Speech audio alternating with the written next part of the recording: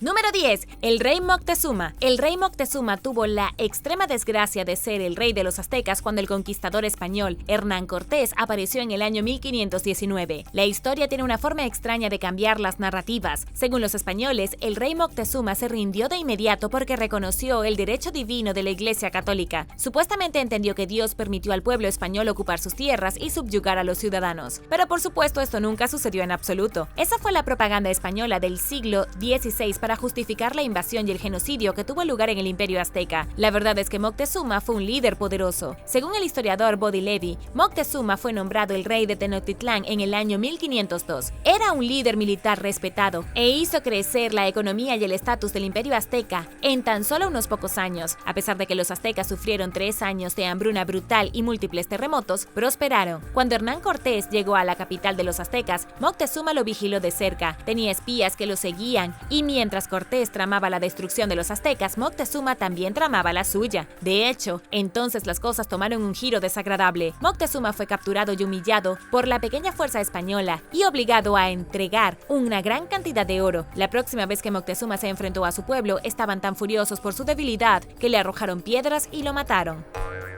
Número 9. Juana de Castilla. Juana de Castilla, más conocida como Juana la Loca, fue reina de Castilla desde 1504 y reina de Aragón desde 1517 hasta el momento de su muerte. Se suponía que nunca debía usar una corona y solo lo hizo debido a tantas muertes en la familia que ocurrieron en rápida sucesión. La mayor parte del poder fue ejercido por ella y por su padre Fernando II, su esposo Felipe I y su hijo, quien se convirtió en el emperador Carlos V como hija tercera y además hija. No estaba destinada a gobernar, sino a casarse con un aliado para proteger a España contra Francia. Su hermano murió en 1497, seguido por su hermana Isabela en 1498 después de dar a luz, y luego su sobrino falleció en 1500. Estos desafortunados eventos la dejaron como la única heredera al trono, y cuando su madre murió en 1504 se convirtió en reina. Estuvo casada con Felipe de Borgoña, hijo del emperador Maximiliano I. Fue rey de los Países Bajos y más tarde fue consorte de España. Si bien su familia y conexiones eran las más poderosas de Europa, ella no tuvo mucho efecto en la política y siempre estuvo a merced de las discusiones entre su esposo y su padre. A pesar de que era la reina de uno de los reinos más grandes de Europa, se la consideraba mentalmente loca y las muchas muertes de su familia, así como la infidelidad de su esposo, pueden haberla llevado al límite. Los historiadores creen que pudo haber sufrido depresión, esquizofrenia, ataques de celos. Es difícil saber cuál es la verdad y cuál fue el resultado de que su esposo la encarcelara y la provocara hasta llegar a la locura. Quería hacerla parecer incompetente para poder tomar el trono en su lugar, pero Felipe el Hermoso murió a los 28 años y ella acabó recluida en el Real Convento de Santa Clara por su padre, el rey Fernando II, hasta su muerte en 1516. Su hijo se convirtió en una de las personas más poderosas del mundo y heredó los tronos de Castilla, Aragón y el Ducado de Borgoña, así como los reinos de los Habsburgo en Europa Central, y mantuvo a su madre encerrada y rechazó las visitas. Si bien Juana era poderosa por nombre y línea de sangre, su vida no fue tan buena. Sin embargo, todos sus hijos tuvieron mucho éxito y sus hijas se convirtieron en reinas en toda Europa. Era la madre de las personas más poderosas en el momento.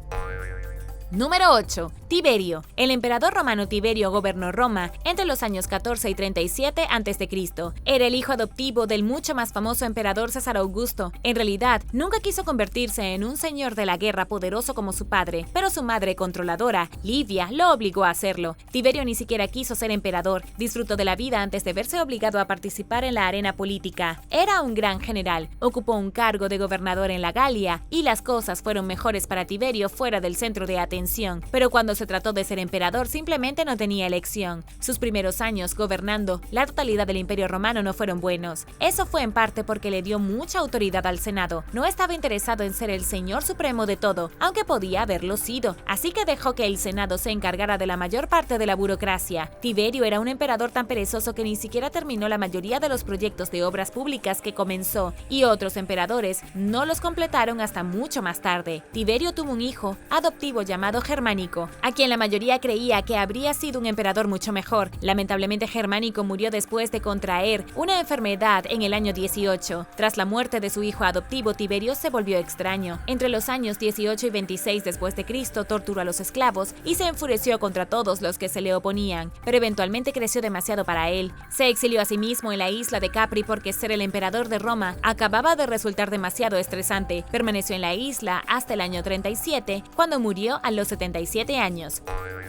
Número 7. Rollo el vikingo más grande. Rollo el caminante vino de Noruega, asaltó las costas de Francia, puso sitio a la ciudad de París y, por su esfuerzo, se convirtió en el primer duque de Normandía. Su verdadero nombre era Rolf Granger, y es posible que haya sido el vikingo más grande que jamás haya existido. Nadie sabe exactamente de dónde vino Rollo. Según el historiador antiguo Dudo de Sanquetán, Rollo era danés y dirigía un grupo de mercenarios noruegos y daneses. Hicieron expediciones a Escocia, Irlanda e Inglaterra y luego se enriquecieron con sus saqueos. Si hay que creer en las sagas islandesas, Rollo era hijo del conde Rögnvalf Steinsson y era tan grande y fuerte que ningún caballo podía llevarlo. Rollo sitió París en algún momento entre los años 885 y 887. En el año 918 el rey Carlos el Simple le dio a Rollo tierras dentro del reino de Francia Occidental, y esta es la parte más interesante de la historia. Una vez que Rollo recibió estas tierras, las colonizó, adoptó el cristianismo, sus camaradas vikingos cultivaron la tierra y se convirtieron en el pueblo conocido como los normandos. Normandía fue la tierra que Francia dio a los vikingos para que dejaran de asesinarlos. Rollo tuvo muchos hijos y sus descendientes se convertirían en los miembros de las casas reales de toda Europa.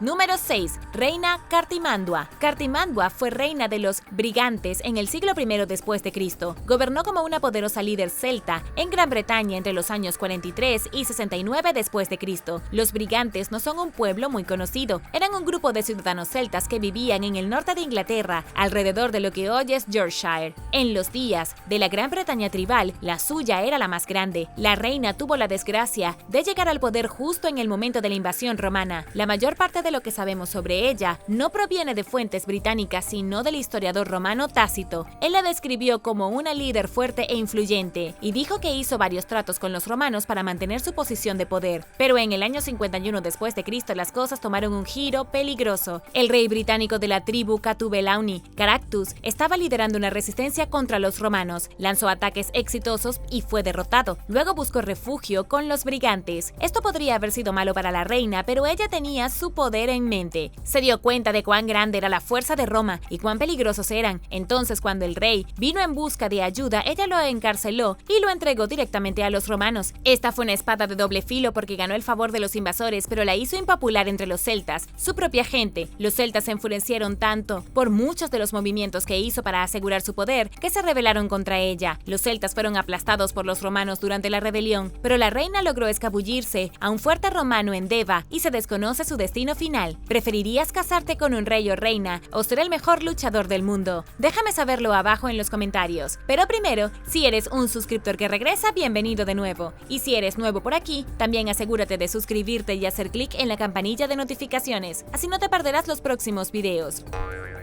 Número 5. William Walker. William Walker no comenzó su vida como ningún tipo de líder. Era un hombre pequeño, de no más de 1,50 de altura y pesaba solo 54 kilogramos. Walker no parecía un militar ni un valiente aventurero, pero el nativo nacido en Tennessee se convertiría en uno de los estadounidenses más exitosos del siglo XIX. Creía que el destino de los Estados Unidos de América era extenderse hasta México y reclamar toda América Central. El problema para William era que no tenía poder real. Lo que sí tenía era dinero. Tenía suficiente dinero en la década de 1850 que compró un ejército privado e invadió México 2 veces. Cuando México resultó ser demasiado grande para conquistarlo, William Walker llevó su ejército privado a Nicaragua y se declaró presidente. Durante este tiempo Nicaragua estaba en medio de una guerra civil. Uno de los partidos en lucha, los liberales, acordó otorgar a William Walker el estatus de colono y otorgarle concesiones de tierras si podía ayudar a derrotar a los conservadores. Después de un poco de intensos combates, Walker y sus mercenarios tomaron la fortaleza de Granada y derrotaron a los conservadores. Luego se convirtió en el jefe del ejército nicaragüense, expulsó al presidente del país y se declaró gobernante en 1856. Incluso el presidente estadounidense en ese momento, Franklin Pierce, reconoció a Walker como líder del país. Lo primero que hizo William como presidente fue convertir el idioma nacional en inglés y legalizar la esclavitud. Esta locura se prolongó hasta el 12 de septiembre de 1860, cuando Walker fue capturado por hondureños y ejecutado por un pelotón de fusilamiento. Número 4. Emperatriz Carlota de México. La emperatriz Carlota de México nació en Bélgica el 7 de junio de 1840 y fue conocida originalmente como la princesa Carlota. Era hija de Leopoldo I, el rey de Bélgica. También era prima hermana de la reina Victoria y, curiosamente, también prima del esposo de Victoria, el príncipe Alberto. Cuando solo tenía 16, Carlota conoció al emperador Maximiliano, que tenía 20 y tantos en ese momento. Puede que no te sorprenda escuchar esto, pero sí, Maximiliano también era primo de Carlota. La princesa se casó con el emperador en 1857. Vivían en Italia, pero huyeron en 1859 cuando habían comenzado la Guerra Italiana por la Libertad. Por esta época, Napoleón III estaba ocupado tratando de conquistar México. La idea era imponer una monarquía en México que respondiera directamente a Francia. El hombre para el trabajo era el emperador Maximiliano y su esposa, quienes cambiaron su nombre a Carlota justo antes de llegar a México en el año 1864. Inmediatamente Maximiliano y Carlota fueron proclamados emperador y emperatriz de México. Sin embargo, Francia estaba perdiendo la guerra, ya estaban siendo derrotados por Estados Unidos, el nacionalismo iba en aumento y simplemente no había lugar para una monarquía en México. Por un segundo, Carlota gobernó uno de los imperios más grandes del mundo, pero después de que terminó la Guerra Civil estadounidense, Estados Unidos apoyó a México contra Francia y ese fue el fin de cualquier monarquía en el país. Napoleón retiró sus tropas y Maximiliano se negó a marcharse. El 19 de junio de 1867 fue capturado y ejecutado. Carlota fue llevada de regreso a Bélgica, donde vivió recluida durante los siguientes 70 años de su vida y, según los informes, se volvió completamente loca. Falleció el 19 de enero de 1927 a la avanzada edad de 86 años. Número 3. El rey David I.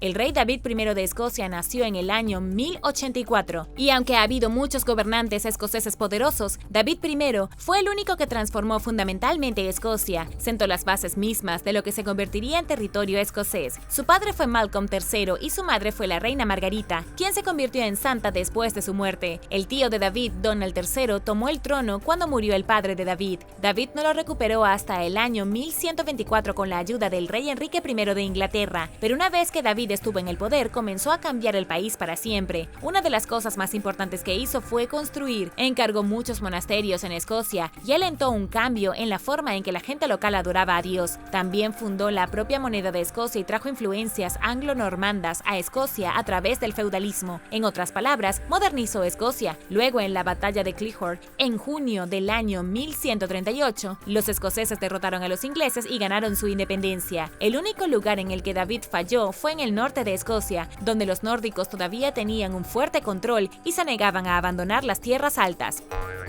Número 2. La reina Sandok. La reina Sandok es la reina más famosa de la historia de Corea. Ella era la gobernante de Silla, uno de los 3 reinos principales de Corea en el siglo VII. Fue la 27ª gobernante de Silla, la primera reina gobernante, y fue de una importancia monumental para la unificación de Corea. Al igual que China y Japón, Corea no siempre estuvo unida bajo la misma bandera. El período de los 3 reinos duró desde el 57 a.C.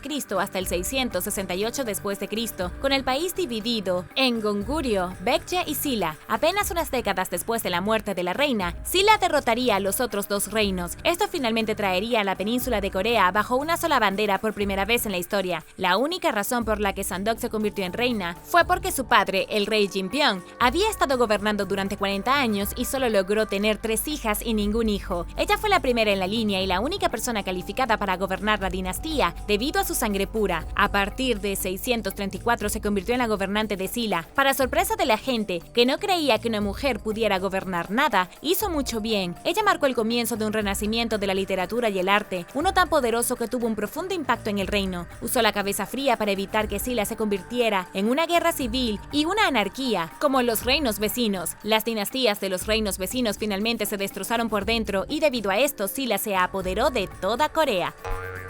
Número 1. Guillermo el Conquistador. Guillermo el Conquistador fue uno de los líderes más grandes que el mundo haya visto jamás. Su tatarabuelo fue Rollo el Vikingo, el legendario asaltante vikingo que saqueó Francia en el siglo IX. Y aunque hoy lo llamamos Guillermo el Conquistador, la mayor parte de su vida fue conocido como Guillermo el Bastardo. Nació a raíz de un romance entre Roberto I de Normandía y una mujer llamada Herleva, de familia sin renombre. En Francia, William era solo un duque. Invadió Inglaterra en el año 1066 porque creía creía que el trono inglés le pertenecía a él a través de su ascendencia. Fue una invasión fantástica y derrotó al rey Harold II en la batalla de Hastings. Esto marcó el comienzo de una nueva era en la historia británica. Después de la gran victoria de Hastings, Guillermo el Conquistador marchó con su ejército hacia Londres, sometió la ciudad y se coronó a sí mismo como el primer rey normando de Inglaterra el día de Navidad del año 1066. Fue coronado en la abadía de Westminster y así terminó el período anglosajón en Inglaterra. El francés se convirtió en el idioma nacional y los normandos gobernaron las islas británicas hasta la guerra anglo-francesa en los años 1202 a 1214. Gracias por ver el video. ¿Quién es tu gobernante favorito de la historia? Déjame saberlo abajo en los comentarios. Y no olvides darle me gusta al video. Asegúrate de suscribirte antes de irte y nos vemos la próxima vez.